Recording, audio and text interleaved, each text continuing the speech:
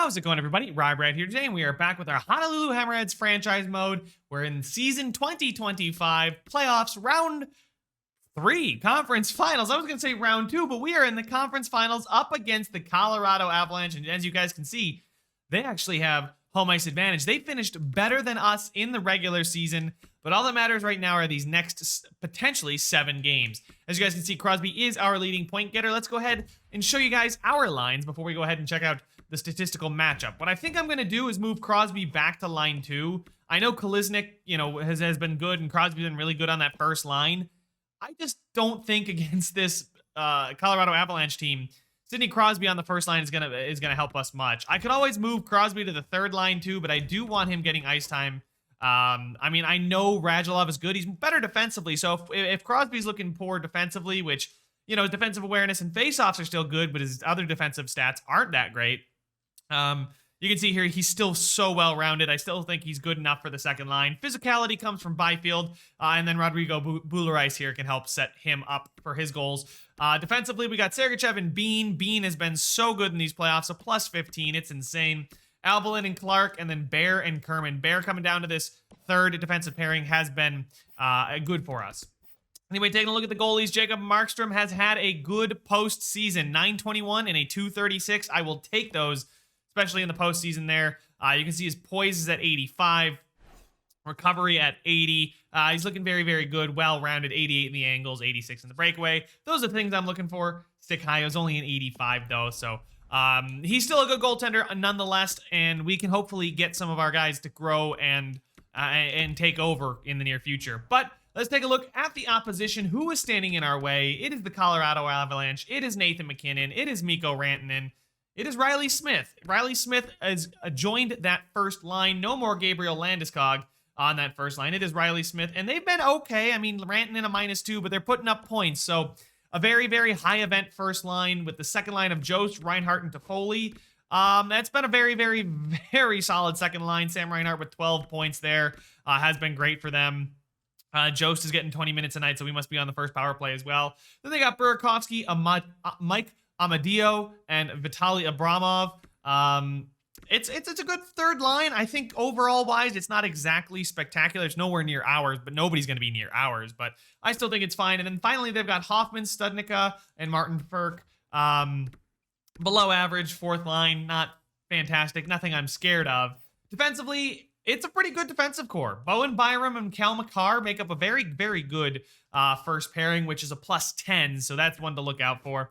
The middle pairing, average, but it's still good ratings, and they're going to be tough to beat. And then their third line of Jake Muzzin and Joel Edmondson has not been a very, very good pairing. The veterans you'd think would be a little bit better in the postseason, especially come getting to the conference finals, so that's maybe a line to look to take advantage of. In goal, they've got Mrazek and Lucas Dostal. Mrazek has been poor, so interesting to see that Mrazek's not been good. They've been a very, very high-scoring team. Let's see if the team stats do end up correlating with what we saw there. Take a look at the Western Conference. Sort by wins. We would be the only team next to them. As you guys can see, we're scoring the same amount of goals per game, but we are allowing 0.6 fewer per game. So every other game, if you think about it, it's 2-3, 2-3, 2-3. They're 3-3, 3-3, 3 in that same stretch. The power plays have both been great. Our penalty kill has been better, so maybe that's something to take advantage of. They've gotten scored shorthanded against too, which is maybe something we can take advantage of because we've scored 2 shorthanded goals for. So things look favorable for us. The matchup wise is good for us. I like this matchup. It's going to be a tough series. Nothing is guaranteed, but let's see if we can get one win on the road, win our home games. I will be happy. I know I say that every time and it never ends up that way. We never win all of our home games and only win one a road game, but let's hope we can do it now. Steal one on the road, shift the series in our favor. First game, we got to have a good account of ourselves here. Game number 1, let's go. First period, 2-1. We do start the scoring with Jonas Donskoy, but Rantanen and Abramov there, so their bottom 6 chips in and the power play, so a little bit of everything, but it's 2-1. It's way too early to tell. Second period, Sam Reinhart in that second line, which has been very, very good for them, gets Colorado a 3-1 advantage. And Joel Edmondson in that really poor third pairing, he does pick himself up a goal. Rantanen scores his second on the power play, and that's exactly what we couldn't afford, is a huge blowout loss in the first game of the series. I really don't see us coming back from this. We haven't even scored a goal. Finally, we do. Sidney Crosby does score from... Okay, I was going to say it highlighted the wrong thing. Crosby scores from in tight there, but it's 5-2 final, and a bad game for us. What didn't go well? It was the Cousins, Kerman, Granlund. Okay, I mean, Cousins and Granlund, I think that's that third line, right? Man, I don't know if I want to move Crosby down because Crosby's good, but if I can do this and Crosby can help out this third line, Radulov is a little bit better. I'm going to try that. I know Crosby is our leading point getter, right? But he's just declining rapidly as these playoffs go on, right? He's getting older and slower and not quite able to keep up. He can still put up a lot of points, so he's going to stay on the power play and hopefully help out that third line. Anyway, 5-2 was the first game. Can we avoid a similar defeat in game number 2? Because like I said, we just need to win one of these 2 on the road, and I'm going to be happy. First period, it's 2-0. It's Mikhail Sergachev, and then Radulov scoring 6 seconds, the ball buster, before intermission. 6 seconds, he got moved up to that second line and rewards me with a goal there. Second period, we do get another one. Kalysnik scores there on the power play, but Burakovsky keeps this thing within range for the Colorado Avalanche through 2. We're up 3-1, and it's 4-1 now as Taylor Hall scores a quick power play goal, giving us a huge advantage here. Tyson Jost is going to score from center ice. We get another power play. Can we extend the lead again? We can with Dylan Cousins. Power play looking good. Their penalty kill has been much worse than ours so far in this playoffs, and it's nice to see us take advantage of that. Studnicka scores, but not more than 40 seconds later. Byfield's going to keep that 3-goal advantage. A very, very high-scoring series so far, as we've scored 8 and they've scored 8, but the series is at 1-1. It's very, very even. I'm pretty happy with it. We take a look what didn't work. Again, that third line with man, I'll tell you what, Kerman and Bear. Bear has been very, I mean, I can't play these guys much less, right? They're playing 13 minutes and 9 minutes for that bottom defensive pairing. It's just, you got to keep them off the ice as much as possible. Imagine that. The other 4 defensemen played 51 minutes combined. Like, that's an average of what? 25.5 minutes per player? That's quite a bit of minutes, and you got to think that Sergachev and Bean are eating up most of those. But we did our job taking one on the road. We get a chance now on home ice. Let's get into it. Let's win this first game on home ice, take the series lead, coming back from a 1-0 deficit. That would be huge for us. First period, 3-1, a huge first period for us as Burakovsky gets the game started, but just 15 seconds later, about Nikolai Ehlers scores, Cousins scores, and Crosby scores, so the third line chipping in with the first line also doing its job. Second period, it's 5-1. Now it's Kalysnik scores, and Cousins again. The third line has chipped in big with plenty of goals, and they're all at even strength, too. We get a power play opportunity, can't capitalize it and extend the lead to 5. Colorado with a chance to spark a comeback, can't take advantage of that power play.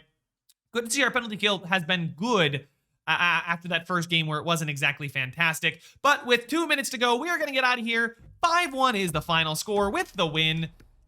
A very, very good game, I might say. Plus minuses, nobody was a minus. And the +3, that third line, turning things around. Jake Bean and Sergachev has been an absolutely insane pairing. I don't know where I'm going. Crosby with 18 points now. Moving to the third line hasn't slowed him down one bit. If anything, he's even picked it up because he's playing with against a much worse third line and with better teammates, too, than the opponents. Anyway, we got a second chance here on home ice to get our second win at home. Like I said, if we just win our home games, we already took care of the road. Win this one, we're in a very good position to win the series. Go ahead, simulate this one. Let's get into this first period. And it's 1-0 as Sam Reinhart scores a power play goal. 16 shots, though, and they only scored once. Power play for them. Did we take a lot of penalties? We took quite a few penalties there in that first period. And it's good to see that Colorado only capitalized on one of those chances. Second period, Kalysnik is going to equal the game for us at 1 apiece. That first line has started to chip in more and more and more, and as I'm crediting the first line, Ehlers on the first line, and Kalysnik again. That's 3 goals for our first line here. Taylor Hall, our 4th goal from the first line. What a game from the first line here. It's 4-1, halfway through the period. This one should be all set. Markstrom is having a fantastic game, allowing only 1 goal so far with over 40 shots. Colorado putting on a challenge. They can't beat Markstrom. 4-1 is your final, and guys, the star of that game has to be Markstrom. First line, I know, 4 points for Ehlers, 2 goals for Kalysnik, +4 up there. You know, they pretty much did all of it for us. But still, You got to give it to Markstrom. He made like 41 of 42 saves, I'm pretty sure he made. Fantastic game for him. I'm glad I kept the faith with him. And we're up 3-1 now in the series, and all it takes is just winning our next home game. Can we do it on the road, though? Get this one done.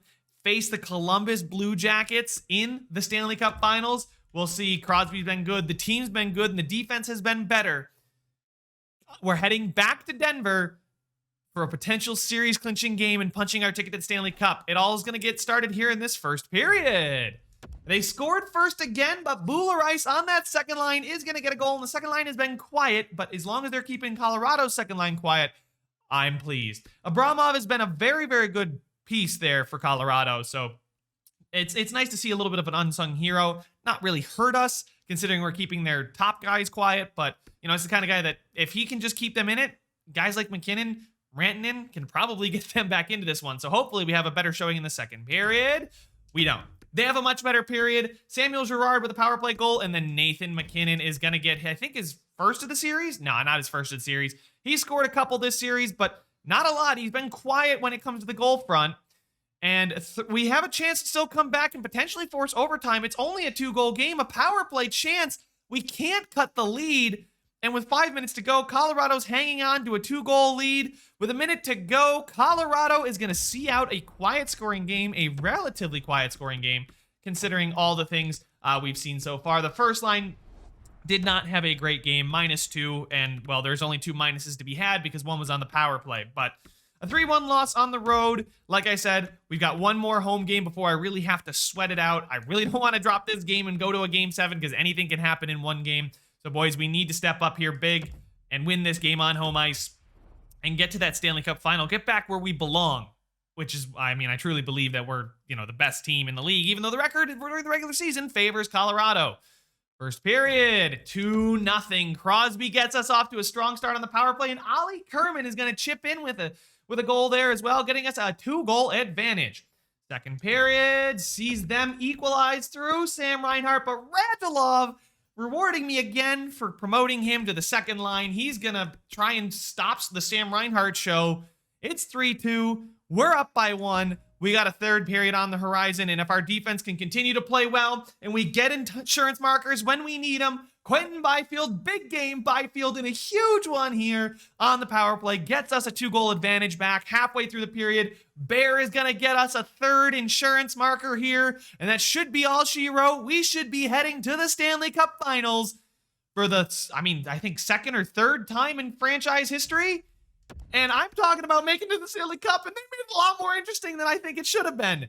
That was really close. The scoreline flatters them. It was definitely not this close, but with 90 seconds to go, they put on a little bit of a push. We buckled down, hunkered in, and Markstrom did his job there, keeping them just 1 goal short of us. And guys, that means we will be taking on the fresh Columbus Blue Jackets after they swept the Toronto Maple Leafs. There it is, guys. Stanley Cup Final, CBJ versus Honolulu.